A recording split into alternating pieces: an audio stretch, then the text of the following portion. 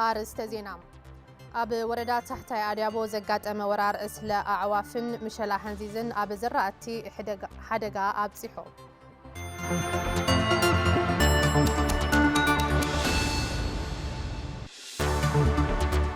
كوليج بوليتكنيك مغلن كوليج بوليتكنيك تجراين أب كلتا شناسر شمونتان عام تمرت تمهارن مقبال مدلاوم كامزو وقانو قاليزو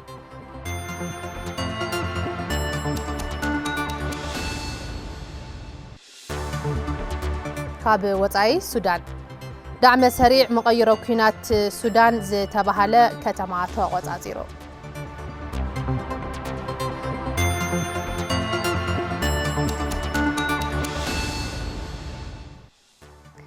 سلامت عنا بلي كمي تمسيز خبركم تملكتنا كاب تلفزيون تجراين علة سوني ساعة حادنا مشت برنامج زيناتات هزنا لكم قريبنا لنا زيناتات زعلتنا مرحنا أنا أديم كحساي مدام لكت قوانقوا دما لمصاي حاجوز حابيناكم كنصنحنا كمت لمود قدمنا بعلتها وزرز زيناتات مسقارنا حزت زيناتات زعلت بمسارحتنا لوام قبر خيدان دحرز حصار مسقاقريت قارمنا ايو خطاتينا كملس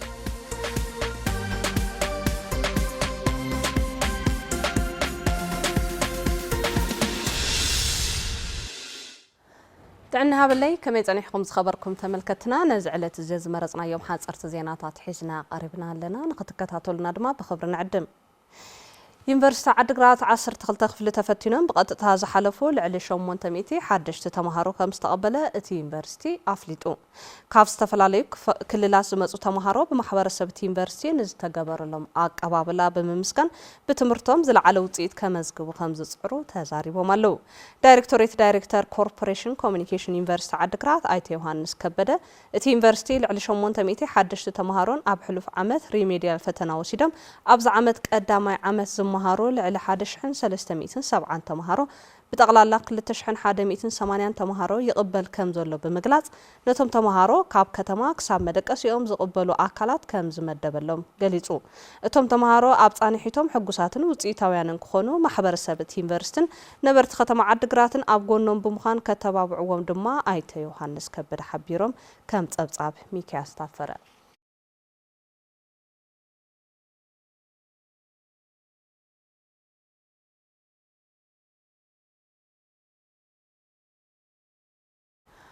أمانيل بابتيست بيتكريستيان نايل معاد تكال مس كوميشن انترناشنال إثيوبيا بمتحوار بالعدد 37 مليون بروطة نصقومات نبرتن تمزابلتن كتما عدغرات حاجز مغبي غيروم اتستغبر ناي مغب حاجز نلعل 15 شح صقومات كتما عدغرات تربحتي خمس قبر حلاف زفر قطباتا كتما ايتاسملاش كيدو غنزيبوم اكايد سراح امانيل بابتيست بيتكريستيان ناي لمعات تكال ايت ازماش علمايون اكايد سراح ጨንፈር ትግራይ ايت مدهن يحلفو من مس مدرك تاكلات بمتحوار زتغبر حاجز ناي ተወርሐ ከም ዝኾነን ተጠናኺሩ ከም ዝቕጽልን አብሪሆም ከንቲባ ከተማ ዓድግራት አይተረዳ ገብረ እግዚአብሔር ሓገዝን ዝገበሩ ትካላት በመምስጋን ካልኦት ገበርቲ ሰናይ ክስዕብዎም ከም ዝግባእ አገንዚቦም ተሓገዝቲ ወገናት ንዝተገበረሎም ሓገዝ ምግቢ ድሕሪ ምምስጋን ካብ ተጸባይነት ተናጊፎም ዓርሶም ሰሪሖም ናብሮኦም ንምምራሕ ዕድል ስራሕ ንምፍጣር መንግስታውን ዘይመንግስታውን አካላት ሓገዝቲ ክኾኑ ተላብዮም ይብል ጸብጻብ መርሃው ተስፋይ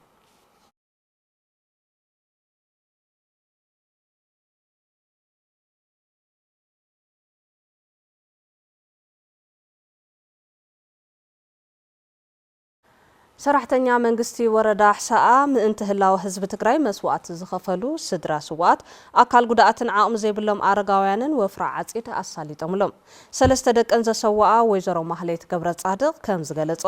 ዝራእተን ሰአን ዓቅም ረጊፉ ከይተርፍ ብምሕሳብ ዝተገበረለን ሓገዝ ድሕሪ ምምስጋን ንእትገብርዎ ሓገዝ ናብ ካልኦት ዓቅም ዘይብሎም ወገናት ክሰፍሕ ኣለዎ ኢለን ኣብቶ ወፍራ ሓገዝ ዓጺድ ዝተረኸቡ ሓላፍ ዘፈር ቁጠባ ወረዳ ሕሳአ አይተ ተስፋ ሚካኤል ገብረ ማርያም ብሰራሕተኛ መንግስቲ جمرة وفرح حجز عصير نسدر سوات أكل جدأتن عام زي بلهم أرجعوانن زجبر حجز ناب كلن طبيعتها اتوردا بمسفح كتصالنت كله 5 صار حجليتهم كم حبريت هركبن وردا أحسا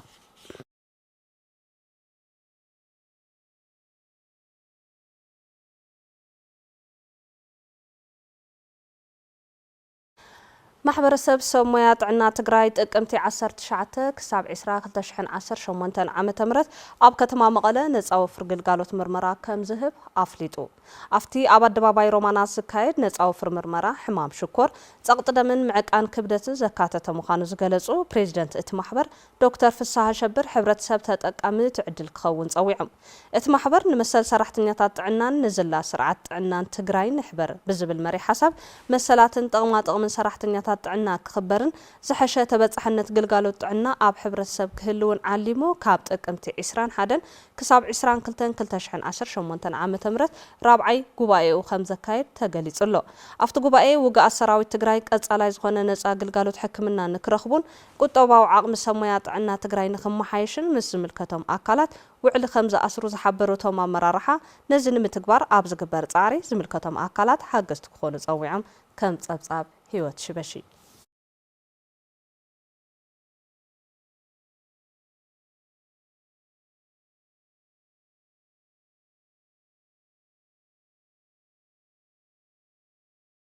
ቀይሮ ኪናት ሱዳን ዝተባሃለላ ከተማ ከም ዝተቆጻጸረ ቢቢሲ ጸብጺቡ ሓይሊ ዳዕሚ ሰሪዕ ኣብ ምዕራብ ሱዳን ዓባይ ዝተባሃለት ከተማ ኣልፋሽር ከም ዝተቆጻጸረ ፍሊጡሎ እቲ ዕጡቕ ሓይሊ ነታ ከተማ ምቁጽጻሩ ኣብ ኪናት ሕድሕድ ሱዳን ከም ነጥቢ መቀይሮ ከም ዝቁጸር ከዓ ይግለጽ ኣሎ ሰራዊት ሱዳን ኣብ ዞባ ዳርፉር ሓንቲ መርገጽ እግሪ ዝነበረቶ ኣልፋሽር ኮይና ነታ ከተማ ምስኣኑ ዓብይ ክሳራን ዳዕሚ ሰሪዕ ነቲ ዞባ ሙሉእ ብሙሉእ ንኽቆጻጸር ዘኽእሎን ምዃኑ እውን ተገሊጹ ኣሎ ሰራዊት ሱዳን ብዛዕባ ምትሓዝ እታ ከተማ ክሳብ ሕጂ ዝበሎ ነገር የለን ውድብ ሕብራት ሃገራት ኣብታ ከተማ ንልዕሊ 18 ኣዋርሕ ተዓጽዮም ዝነበሩ ልዕሊ 300,000 ነበርቲ ኣብ ከቢድ ዓጸቦ ከም ዝርከቡን እቲ ዕጡቕ ሓይሊ ንሰላማውያን ሰባት ካብታ ከተማ ክወጹን ሰብኣዊ ሓገዝ ክበጽሖምን ክተሓባበሩ ጸዊዖም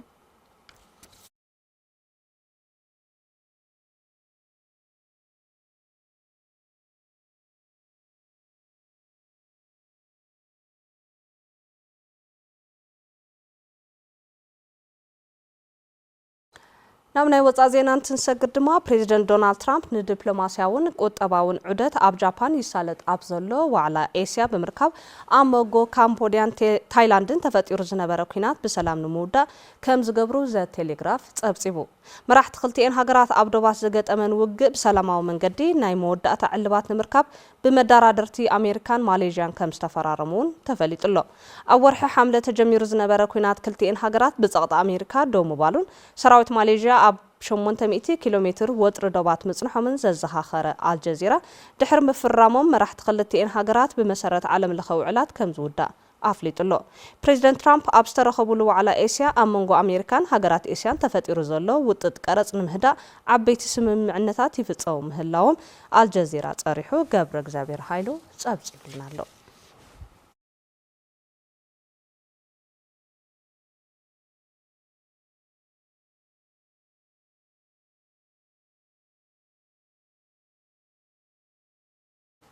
حضرت زيناتات ساعات زازمنا لوام قبل كده نساقم تصنيحه زرزرنا تقربلنا عدم مسك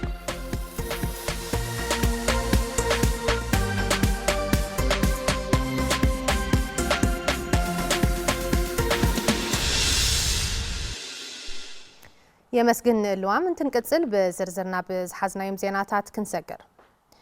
ኣብ ዞባ ሰሜናዊ ምዕራብ ትግራይ ወረዳ ታሕታይ ኣድያቦ ዘጋጠመ ወራር እስለ ዕዋፍን ምሸላ ሕንዚዝን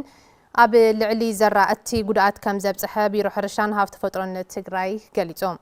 ሓረስታይ ግራቱ በብእዋኑ ክፍትሽን ወራር ባልዕ እንተጋጥም ድማ ክከላኸሎን ንሰሙያ ከፍልጥን ድማ ጸዊዖም ሸዊት ሙላለ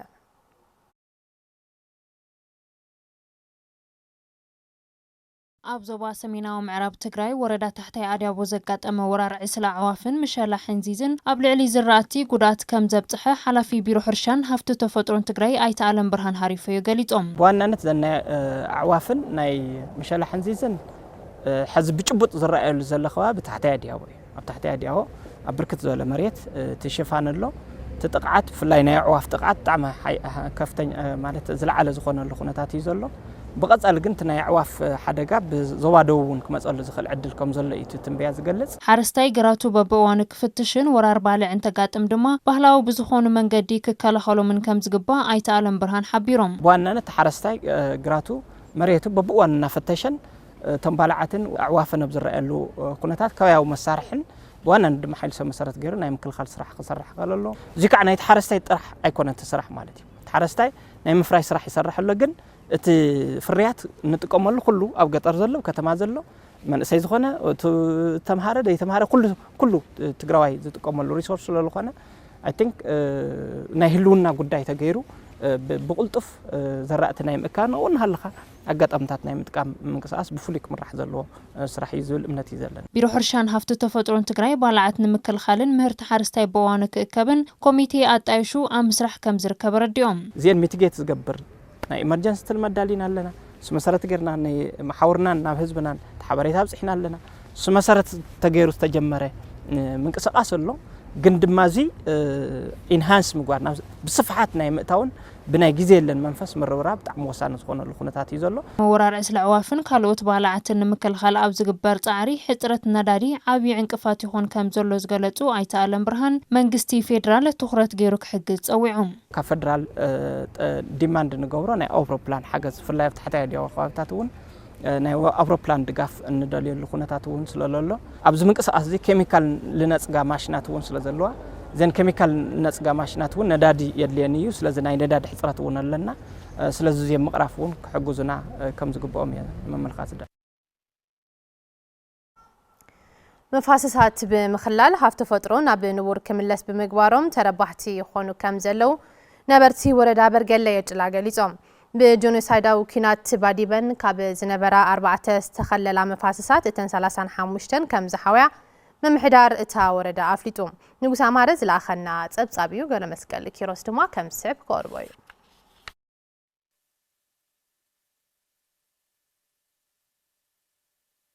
أبا وردا برجلي جلا كدمي جنوسايداو كينات حاوين كاب زنبرا 43 مفاسات اتن 4 باديمن بمبارن نزن محواي صعري يجبر مهلاو تغليصو كبابيوم نمحواي بزغورو منقساس تربحنتهم يعب مهلاو حارستوت طابع لملم وردا برجلي جلا يزارو لعلاي نحر لم يعد حتى يقول لمع مخاني فلتيو ازيل تعق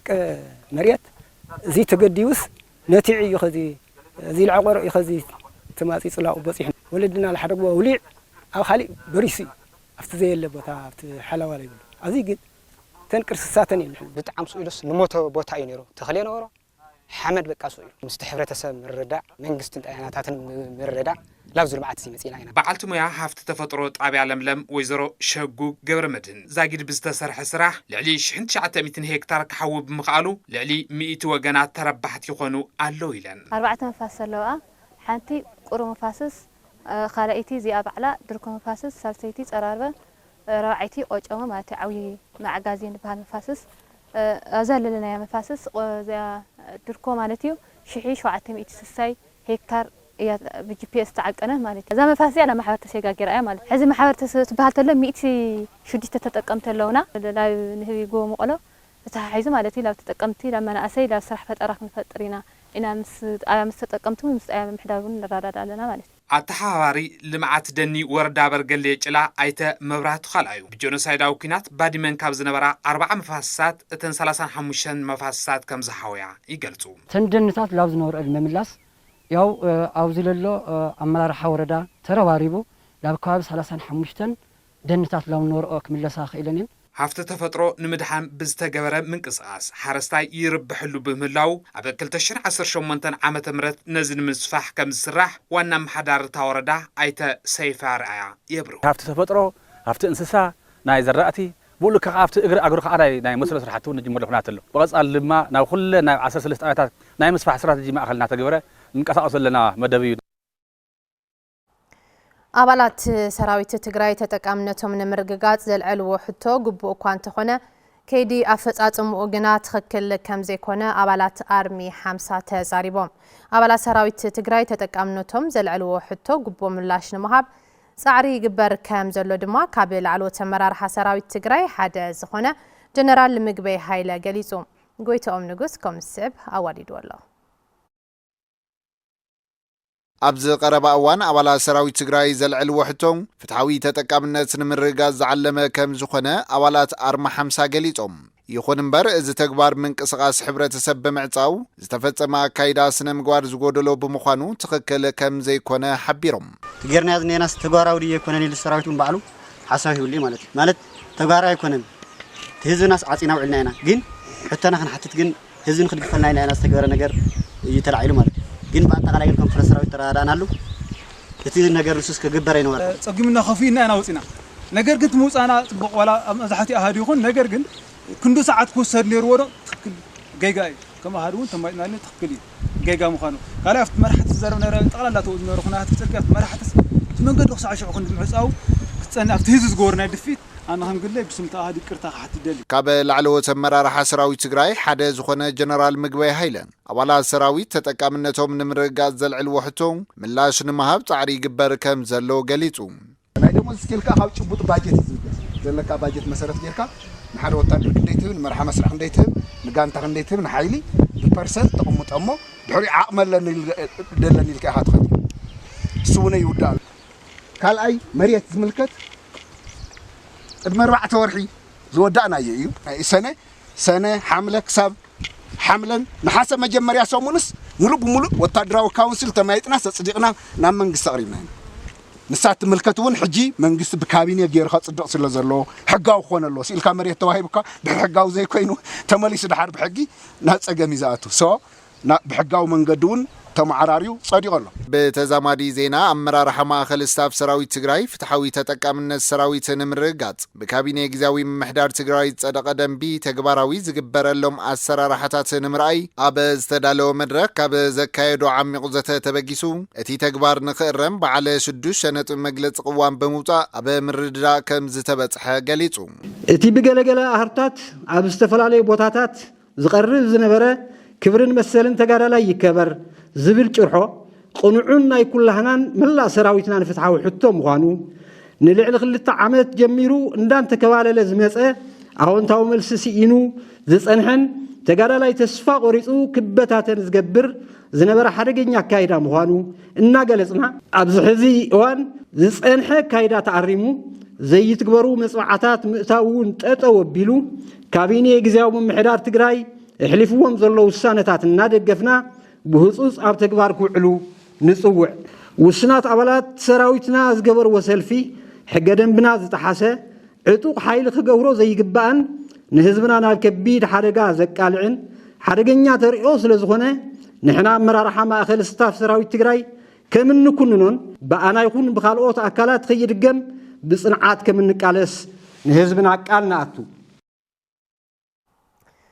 كوليج بوليتكنيك مقالن كوليج بوليتكنيك تجراين أب كل تشحن 18 عام تمرت باستفلا لعودة تمرتي تمهرن مقبل مدلاوم كم زوجان قليزام اتهم كوليجات قداي بجتن واحد سلت أنت تمهرن سقات كم زخونم دموع حبيرم هاي لسلاسي قبر مكيل توسخي زلا كابز مسرت شحنت شعتم يتن 89 عام تمرت جميرو كساب حزي لعل سوسان حموشتن شح بسرعن حاصيرنا سلطينون مرقا زبقع كوليج بولي تكنيك مغلا عبي خلتشحن 18 عام تمرتون تمهارون مقبال مدلاو كم زازمه دينت كوليج ممر ملقيتا قبر مسقال يقلصم بس مساو سمينتو فابريكا بمتحققاز بدرجه حموشته بفولي لمجمريا غزي خم هاجر بتناي سمين تكنولوجي برودكشن مانجمنت لمجمريا غزيو تግራይ أوز كولج زي أوز حلفة سمون كم زمرقنا يفلتي كل تشحن 18 بسرعة شحن 500 كنقبلينا حصرت سلطناتات እንደገና 4000 مناسيات ደቀንስትዮ ሶም ጥራሕ ዘይኮኑ ብፍላይ ምስቱ ዝሓለፈ ኩናት ዝተሃሰየ ማሕበረሰብ እውን ብዝተፈላለየ መንገዲ ካብ ዝተፈላለየ ከባቢታት ዝመጽኡን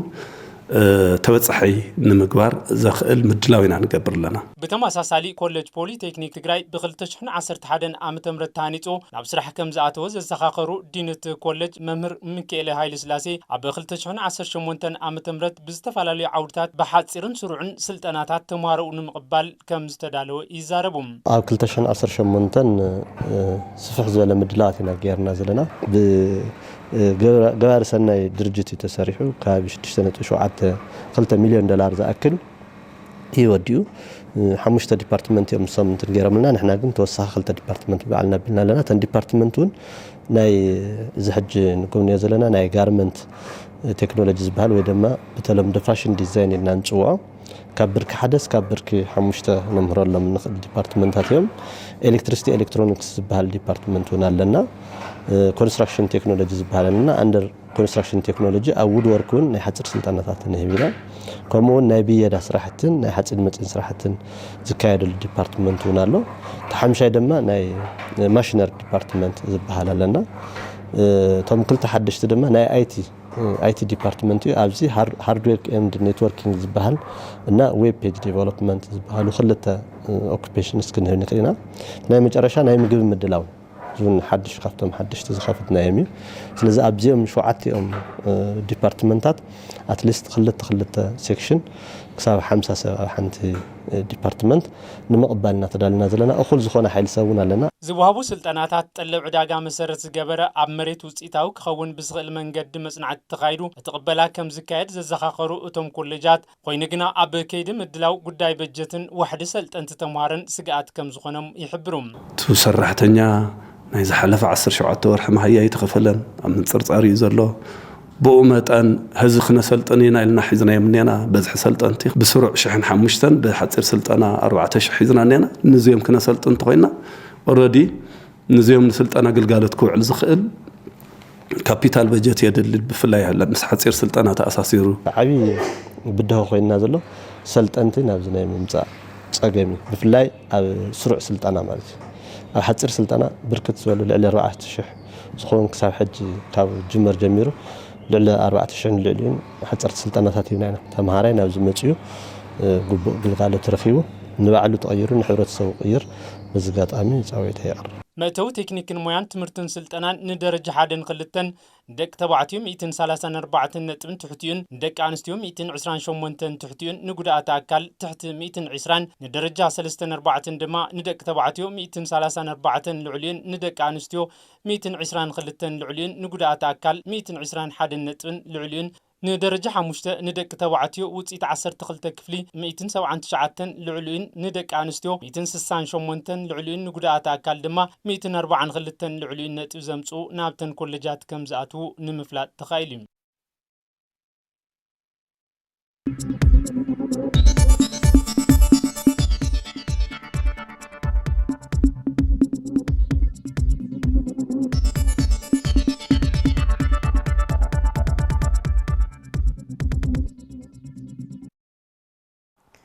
ኣብ መወዳእታ ብትንታነን ኣብ ዝሓዝናዮ ዜና ክንሰግር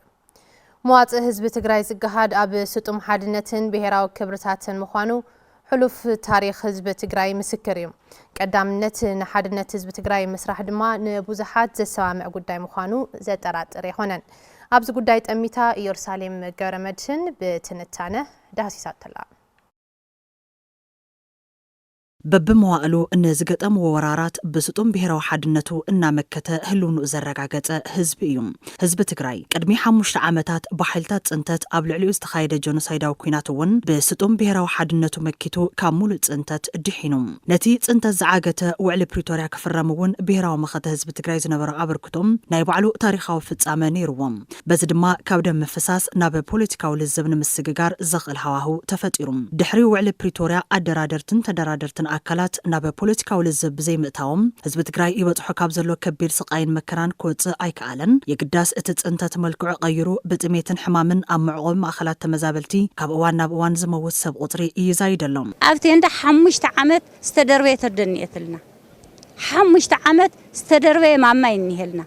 ሕሉፍ ኢቶ ሕይ ናብ ኣራዊት ምእራይ ኣቲና ኣለና ኣራዊት ደቅና ይወስድዎም ኣለው ሓድነት ዝተበተነ ዓቕሚ ንዋትን ግዜን ኣወሃሂዱ ዘተኣማምን ብቕዓት ስለ ዘውሕስ ኣብ ኩለ መዳያት ግዲኡ በሪኽ እዩ ንዕዙዝነት ሓድነት ኣገዳሲ ካብ ዝገብርዎ ቁም ነገራት ሓደ ናይ ሓባር ረብሓ መረጋገፂ መሳርሒ ምዃኑ እዩ ትማሊ መስተንክራዊ ፅንዓትን ጅግንነትን ዝፈፀመ ህዝብን ኣመራርሓን ትግራይ ኣብ ውሽጢ ብዝተፈጠረ መርገፂ ፖለቲካዊ ኣፈላላያት ንሓድነት ህዝቢ ትግራይ ተፈታቲንዎ ክሳብ ሕዚ እውን በሰልኡ ኣይወፀን ይህን ኢልካ ምስማዕ መማረፂ ብጣዕሚ መማረጽ እኮ እዩ ጽቡቕነት ብቻ ንትግራይ ዝሓስብ ይኸውን ኮነለው ካብ ጫፍ ግብጽ እስካብ ጫፍ ስዑዲ ከቨር ልገብር ነበረ ዓድስ ላው ንሽተይ ነገር ወሬድካ ስኢልካ ኣውራጃዊነት ከባቢያዊነት ዛዕ ትብል ተኾይንካ ካፍቶም ልተሸርሸሩ ክብርታትና ኢልካ ክትወስደ ትኽእል ኢኻ መሬትና እውን ተቆራሪጡ እዩ ፕሮፐር ክንሓስብ ኣርሒቕና ክንርኢ ኣበይ ከም ዘለና ተፈሊጥና ናበይ ከም ንኸይድ እውን ክንሓስብ ክንእምት ምህን የድልየና ናተናቆርሃ ሓሳብ ይመጽእ ንዘመናት ዝተዓቀበ ሓድነት ህዝቢ ፊንላንድ ብሔራዊ መንነቶም ናብ ወለዶታት ንምስግጋር ኣብ ዝገበርዎ ጉዕዞም ብሩስያ ዝተዋፈረ ሓይሊ ውሽጣዊ ፖለቲኮም ንምዝራግ ብዙሕ ፈተናታት እኳ እንተገጠሞም ብጥበብ መሪሕነት ጀነራል ጎስታቭ ብምህዞት ወዳደር ዝኾነት ፊንላንድ ንምፍጣር ኣኽኢልዎም 1867 in Eskainen, Finland, then part of the Russian Empire. He would go on to become one of the most celebrated military leaders and statesmen of the 20th century. ስለዝኾነ ድማ ሓድነትካ ብምጥንኻር ብኮይናት ዝተሃሰየ ህዝቢ ቁጠብኡ ክዓብን ፍትሒ ክረክብን ምስራሕ ቀንዲ ውራይ ፖለቲካዊ ኣመራርሓ ምዃኑ ድማ ግድን ይኸውን ብግዚኡ ክግበሩ ዝግብኦም ከዓ ወራጽነት ሓላፍነት ወሲዱ ክሰርሕ ዝኽእል መሪሕነት እውን የድልየና ኣብ ሓባራዊ ኣጀንዳ ኩሉ ዘዕስል ኣካይዳ ምኽታል የድልየና ስለዚ ተመሪስና ኣብ ምንታይ ኢና ተጋጊና ኢልና ንድሕሪት ኸይድና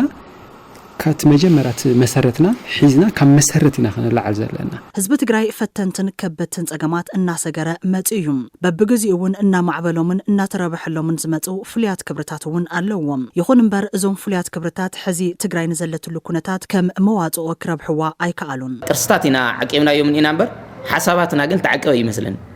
ብዙሕ ልጠቅም ሓሳባት ኣለና እሱ ዓቀብናዮ ብዋናነት መንሸርሽር ወንቴልካኒ ኣመራርሓና እዩ ትግራይ ብጣዕሚ ዝሕጉስን ዝኹርዕን ክብርታት ኣለዋ ነገር ግን ብተግባር መጽና ክንሪኦ ከለና ግን ትኽብርታት እዚ ናተሸርሸረ ዝመጸሉ ኩነታት ኣሎ ፍላይ ኣብዚ ሰዓት ብጣዕሚ ብዝሕፈር ብዝሰክፍ መንገዲ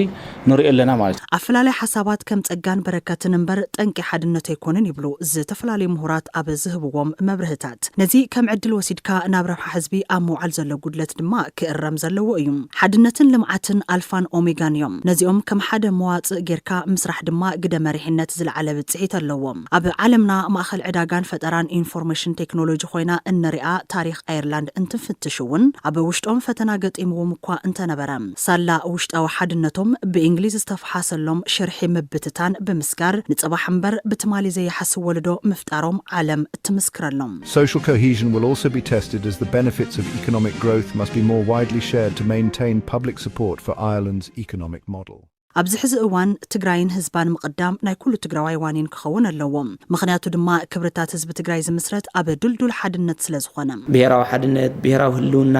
ቶም ዓበይቲ ዓንድታት ንብሎም ድሕር ኣብኡ ተስማዕሚዕኻ ኮንካስ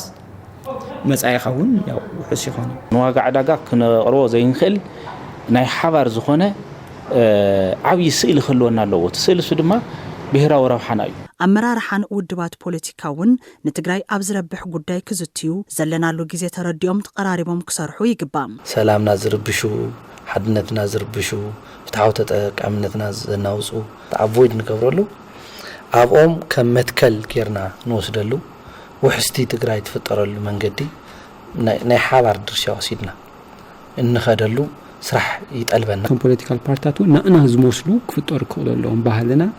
ሃይማኖትናን ገለናን ዝርዱን ዝፈልጡን ዘኽሩን ስለዝኾነ መዋጽኦ ህዝቢ ትግራይ ዝገሃድ ኣብ ስጡም ሓድነትን ብሔራዊ ክብርታትን ምዃኑ ሕሉፍ ታሪኽ ህዝቢ ትግራይ ምስክር እዩ እሞ ቀዳምነት ንሓድነት ህዝቢ ትግራይ ምስራሕ ንብዙሓት ዘስማምዕ ጉዳይ ምዃኑ ዘጠራጥር ኣይኮነን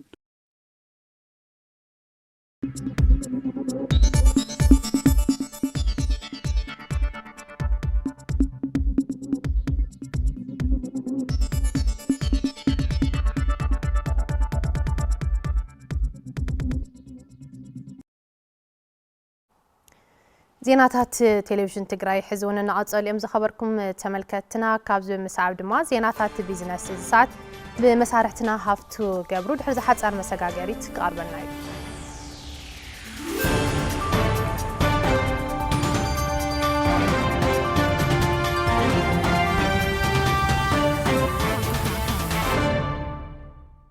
يمسجن أديام سلامة عن هذا اللي ظهوركم تملكتنا نزعل الزيت حرنا يوم زيناتات بيزنس حيزا قريبا له نمكتلكم عديمة أب وردا براتش لنا شو عتميتنا سمنا شمونتن هكتار مريت بمسنو فرامري لمع كمزلو بيت صحفة حرشات وردا قليزو أبتي زفر استوافر وجنات تسرح عواز مخانو يقلصو تصفي تادس توسخ حيزلو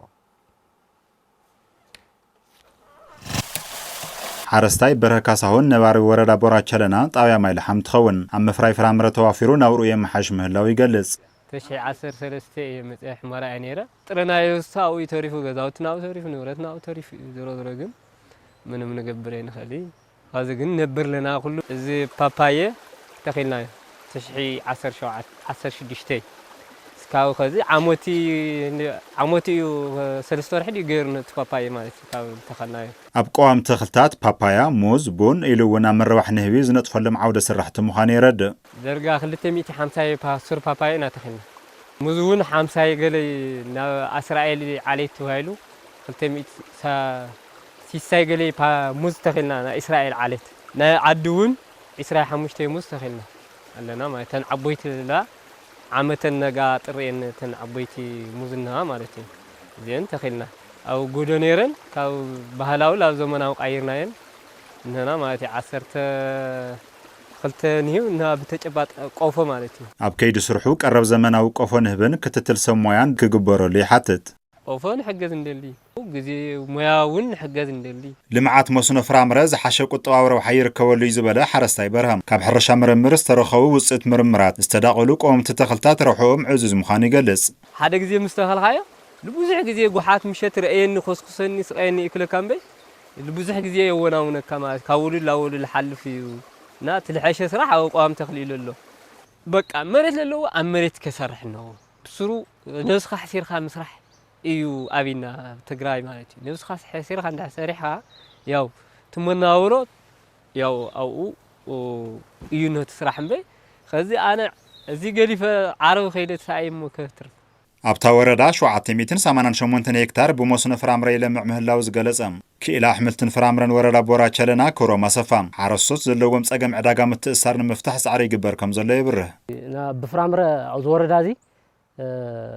ብመስኖ ይለምዕ ሄክታር ልዕሊ 788 ሄክታር ኣለና ማለት እዩ ብመስኖ ይለምዕ ማለት እዩ ካብዚ ብኸፋል እንደገና ናቆም ተኽልታት بفرامر طرح للمعنا قوم تخلطات እንደገና 280 ሄክታር ለአከል بقوم تخل للمع صفحات مريت از وردا زي لنا مالتي مس حبرت سرا محور خالق بروجكتاتون اتحاورنا ያው ናዓደጋም ተስታር ስራሕቲ ክንሰርሕ ያው ትልምሒዝና ኣለና ማለት እዩ ወረዳ ቦራ ቸለና ብፍርያት ፍራምረ ዝፍልጥ ከባብ እኳ እንተኾነም ሓረስቶት ዘፍረይዎ ፍርያት ብዝሓሸ ዋጋ ናብ ዕዳጋ ምቕራብ ይጽገቡ ምህላዎም ንምርዳእ ተኻኢሉ ማሕበር ሕብረት ስራሕ ዕቋርን ልቃሕን ቃሉ ኣብዚ ዓመት 110 ሚሊዮን ብር ልቃሕ ንምሃብ መደብ ሒዛት ሰርሕ ከም ዘላ ፍሊጣም እታ ማሕበር ኣብ 2017 ዓመተ ምህረት ን265 ኣባላታ ልዕሊ 60 ሚሊዮን ብር ልቃሕ ከም ዛበት እውን ኣብ ዘካየደቶ መበል 11 ዓመት ሓፈሻዊ ጉባኤ ገሊጻ ገብረ መድህን ተወልደ መድህን ብዝርዝር ሒዝዎ ኣሎ ኣብ 2006 ዓመተ ምህረት ብ80 ኣባላትን 4500 ብር መበገስ ካፒታል ዝተመስረተት ማሕበር ሕብረት ስራሕ ዕቋርን ልቃሕን ቃሉ ሕዚ ኣባላታ ናብ ልዕሊ 3000 ሃፍታ ድማ ክሳብ ሰነ 30 2017 ዓመተ ምህረት ናብ ልዕሊ 110 ሚሊዮን ብር ከም ዝዓበየ ኣብ ዘካየደቶ መበል 11 ዓመት ሓፈሻዊ ጉባኤ ኣፍሊጣ እታ ማሕበር ኣብቶም ዝሓለፉ ዓመታት ን930 ኣባላታ ልዕሊ 180 ሚሊዮን ብር ልቃሕ ብምሃብ ንግዳውን ማሕበር ቁጠባውን እዚ ክልል ኣብ ምንቅቃሕ እጃማ ከም ዝፈጸመትን እዚ ተጠናኺሩ ይቕጽል ከም ዘሎን እውን ኣብቲ መድረኽ ገሊጻ ቴሌቪዥን ትግራይ ዘዘራረቦም ኣባላት እታ ማሕበር ብወገኖም ኣብታ ማሕበር ዓቂሮም ተጠቀምቲ ዕድል ልቃሕ ብምዃን ናብሮኦም ክልውጡ ምኽኣሎም ይገልጹ ቃሉ ንዓይ ብጣዕሚ ወሳኒት ኣብቲ ዝነበረ ቤት ጦርነትን ግዝዓን ተጣፋፊ ዝነበረ ገንዘብና እግሪ መትከል ኮይናትና ምክንያቱ ኣነ ነጋዳእየ ንቐጻላ እውን ልቃሕና ምስ ፈረስታና ካልኣይ ልቃሕ ክንወስድ ተስፋ ንገብር ልቃሕ ላውፅእየ ብድሕሪኡ ልቃሕ ይከፊለ እንደገና ሕዚ እንደገና ንካልኣይ ልቃሕ ከውፅእ ይምክር ኣለኹ እየ ዝጀመርዎ ባህሊ ምዕቋር ብምትንኻር ንዝበለፀ ስራሕቲ ንግዲ ንምንቅስቃስ ተወሳኺ ልቃሕ ኣብ ምምችቻው ከም ዝርከቡ ዝሓበሩ እቶም ኣባላት ካልኦት መናእሰይ እውን ካብ ስደትን ስቃይን ወፂኦም ኣብ ዓዶም ሰሪሖም ክልወጡ ምዒዶም መንእሰይ ክዓቁር ኣለዎ ምዕቋር ወሳኒ እዩ እዚ ስልካ ናብ ስልሒት ክትኣቱ እንተለኻ ትሻብና ትብለኻ ቆንዲ ሰብልካ እንድሕር ዓቂርካ ተስፋእኻ ትገብር ሓደ ፕሮግራም ኢኻ ትሕዝ ካብ ስደት ተሪፍናስ ኣብዚ በዓልና ተለቂሕና ዕቋርን ልቃሕና ኣቲና ናተለቃሕና ናኸፈልና ባዕልና ንክንመሓይሽ የለብን ኣካየዲ ስራሕ ማሕበር ሕብረት ስራሕ ዕቋርን ልቃሕን ቃሉ ኣይተተፈሪ ኣርያ እታ ማሕበር ኣብ 2017 ዓመተ ምህረት ልዕሊ 60 ሚልዮን ብር ልቃሕ ብምምችቻው ኣደዳ ስደትን ስቃይን ዝኾን ዘሎ መንእሰይ ንምንካይ ናይ ባዕላ ግደ ከም ዝፈጸመት ይረዱ ኣብ መናእሰይ ፍሉይ ትኹረት ብምሃውን ን15 ዝኾኑ መናእሰይ መሃንድራን ባጃጅን ፒያጆን ልቃሕ ሂባ بتظاهرهم بقطع ناي سرح عدل مفطار تركب مالتيو أب 2018 عامة مرت دما هافتا ناب 250 مليون بر بمعباي لعلي 110 مليون بر لقحنا هاب تليمات انقصاص كم زلاز جلسو اتوم اكايد سرح منغستر ميدياتاتن ون اب مودابن تጠቃምነት መናእሰይን ትኹረት ሂቦም ክሰርሑ ፀዊዖም ተሓቂሮም ተለቂሖም ኣብ ዓዶም ናይ ስራሕ ዕድል ፈጢሮም ኣብ ምዕባለ ዓዲ ናይ ባዕሎም ዝኾነ ወርክቱ ከወርክቱ እየ ፃውዒተይ ዘቕርብ ማለት እዩ زغبركم تملكتنا حزد ما كنا تشرف وزازر صدقنا كتكاتلو كنقدكم سلام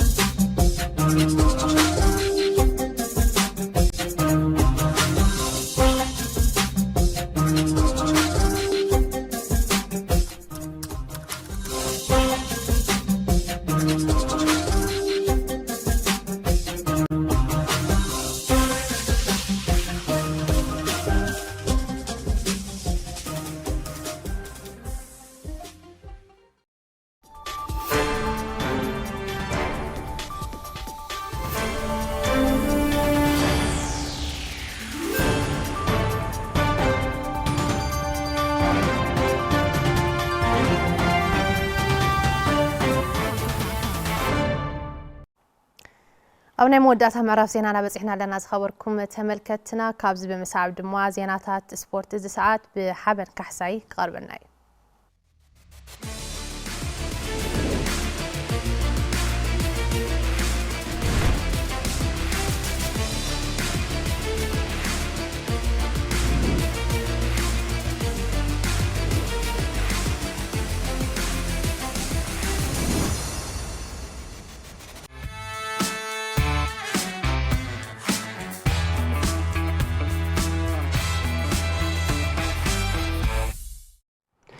سلام تنهابلي ببزلهم كم يتصنحو أديم بوني مسجن أب وددر أولمبيك إثيوبيا مزجو زلو إيتات كنقدم.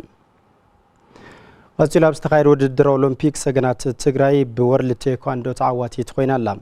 كوسس كيت دك تبعتيون دكانسيون عوات تستمزجو اللام مدرخات وددر خوين مالو ياريد جبرك زبير كابكتم عدي سبا.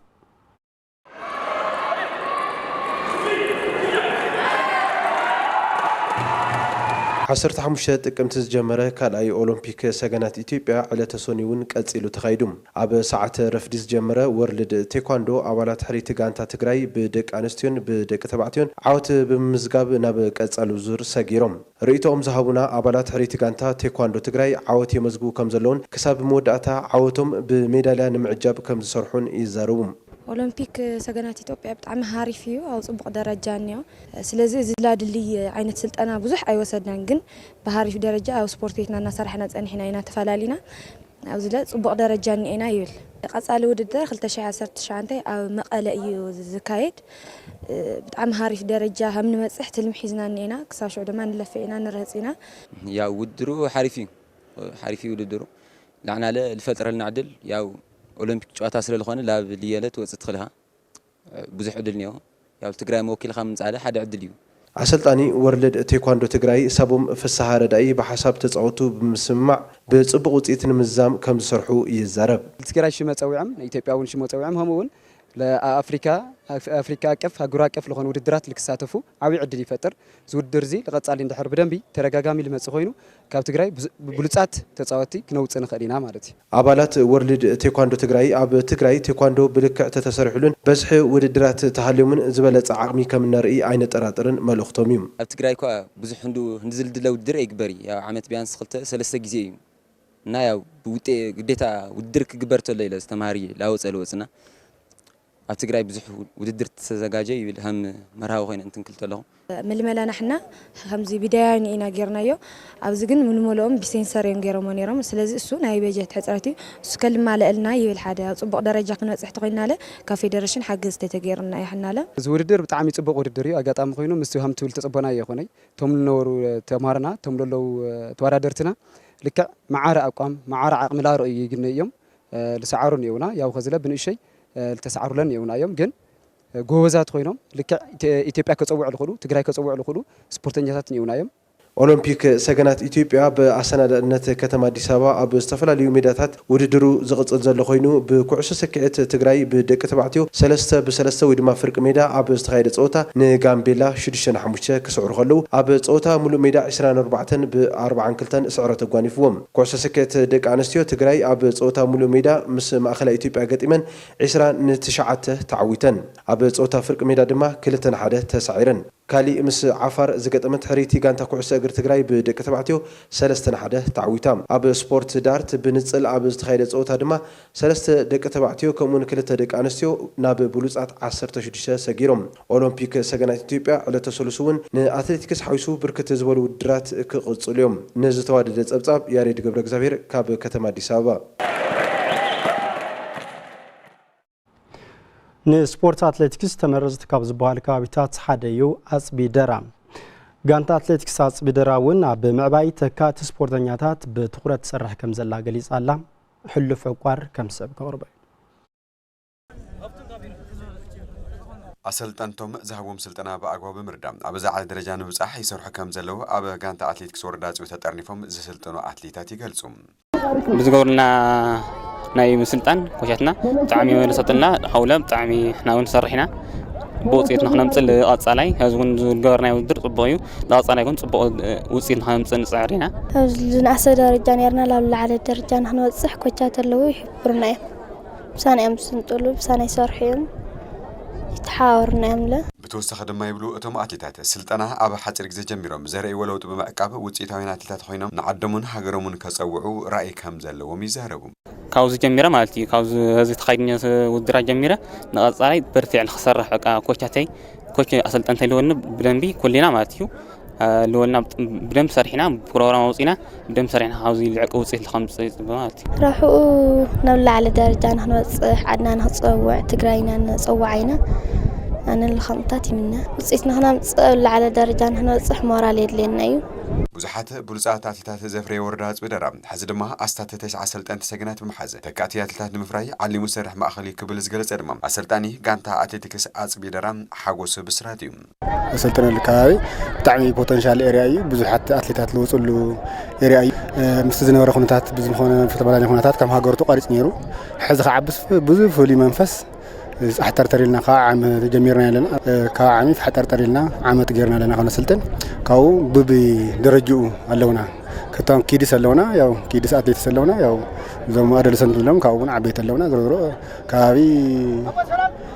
ልዕሊ 9 አንግልን ያው ኣትሌታት ኣለውና ብደረጃኦም ማለት እዩ ከምላልና ያው ተሓደላ ተመጋጋቢ ስለ ዝኸይድ ቡት ስራሕ ሲና ንኸይድ ዘለና ብተወሳኺ ድማ ይብል ሓጎስ ኣብቲ ዝሓለፈ ዓመት ዝነበርና ጥንኩር ጎኒ ብምጥንኻር ብሉፅን ውፅኢታውያን ኣትሌታት ንምፍራይ ኣበርቲዖም ይሰርሑ ከም ዘለዉ ይገልጽ። ዓቕምና ጠናኺርና ዘለለን ጎደለና ኣሪምና ተዘለለ ጥንኩር ጎንና ከዓ ዓቂብና ያው እቲ ኩነታት ናይ ስፖርት ምልዓዓለ ስፖርት ምዕባለ ኣትሌቲክስ ብስፔሻል ኣትሌቲክስ ሃይ ፖቴንሻል ኤርያ ስለ ዝኾነ ከባቢ ያው ፅቡቅ ጌርና ያው ህዝቡ እውን ተቐባልነት ረኺብና እዩ ዘሎ ዋላቶም ባዕልቲ ኣትሌት እውን ተረዲእዎ እዩ ዘሎ ስለዚ ምዕባለ ላምፃ ስለ ዝኸድለ ግን ሕዚ ከዓ ብዝበለፀ ክንሰርሕ እናለና ማለት እዩ። ክቡራት ተመልከትና ዜናታት ስፖርት ቴሌቪዥን ትግራይ ብምክትታል ፀኒሕኩም ሰናይ ምክትታልኩም መስኪነ ናብ ኣድያም ክመልስ ብሩክ